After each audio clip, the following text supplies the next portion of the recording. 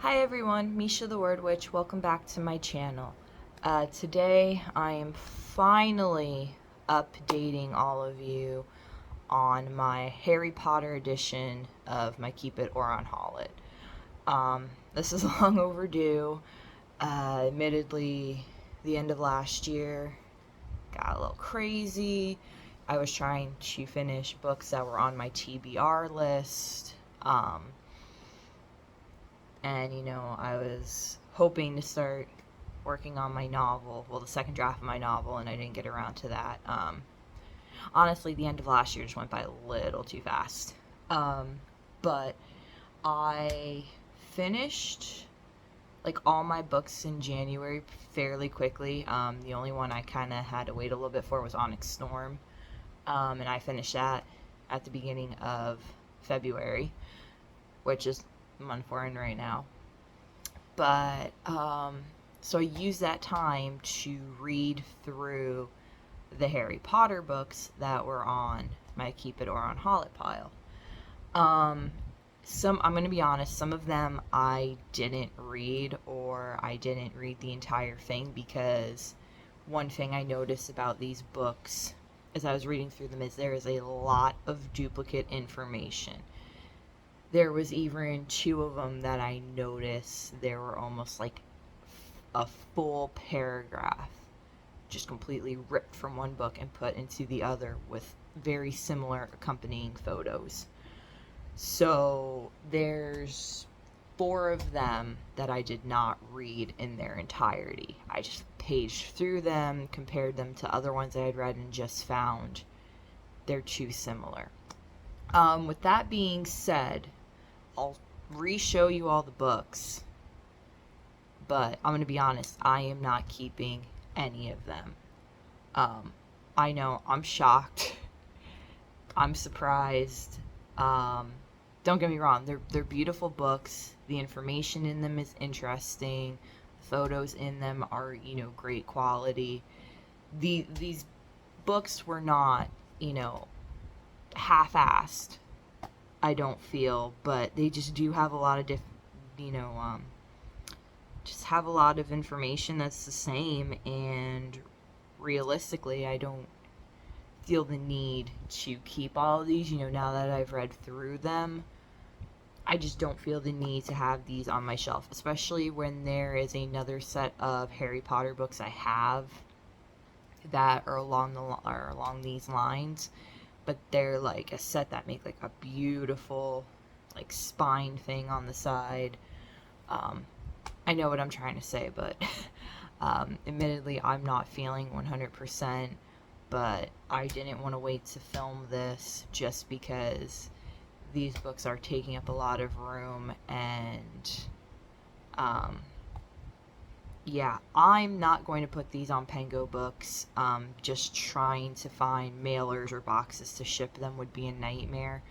So I'm going to take them to my local secondhand bookstore, see if they want them, and then whatever ones they don't want, I will take to my local library, and my local library can sell them and, make some money for the library system.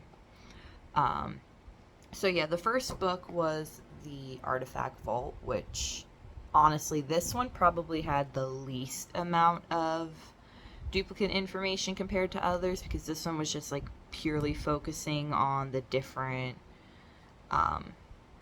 the different artifacts, like the diadem, the sword of Gryffindor, Dumbledore's wand, the sorting hat. So this one probably had like the least repeating information, and this was, I think, the one I enjoyed the most for that reason, but I don't feel the need to keep it. And then let me separate the four I didn't really get through. Or I could be wrong about which ones I didn't really get through, but then there was Film Wizardry. Beautiful book, just a lot of the same information. And then Inside the Magic, The Making of Fantastic Beasts and Where to Find Them. And then also Lights, Camera, Magic, The Making of Fantastic Beasts, The Crimes of Grindelwald. It really, they're beautiful books. Just, I read them, and I got the information from them. Because, you know, I also had The Case of Beasts, exploring the film wizardry of Fantastic Beasts and where to find them. And then The Archive of Magic, the film wizardry of Fantastic Beasts, The Crimes of Grindelwald.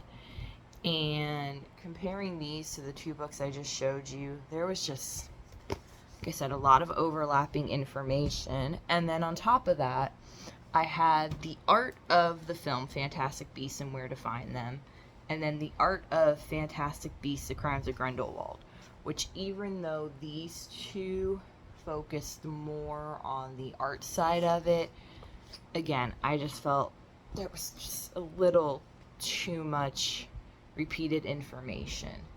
I know, how many times can I say repeated information in a video? It was the same thing with this one, Character Vault, and then not gonna say her name, but Wizarding World, Movie Magic, Extraordinary People in Fascinating Places, and then Wizarding World, Movie Magic, Curious Creatures, which this one was also really interesting, because I do love Fantastic Beast, but if you own Fantastic Beasts and Where to Find Them, you pretty much have all the information on creatures you could ever want. This is just more about how they were, you know, incorporated in the films and all that.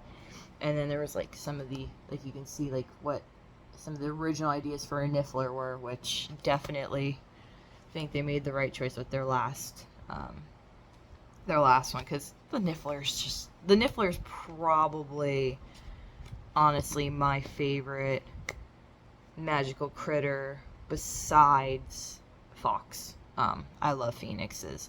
If you can see back there, I actually just had a pen pal send me a tarot card of the sun, and it has a phoenix on it, and I absolutely love it. I immediately was like, I need to stick it up on the wall and look at it. I absolutely love it.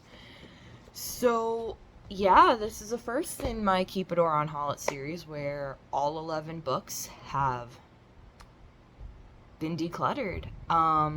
Honestly, it feels good because they're very big books. They do take up a lot of shelf space.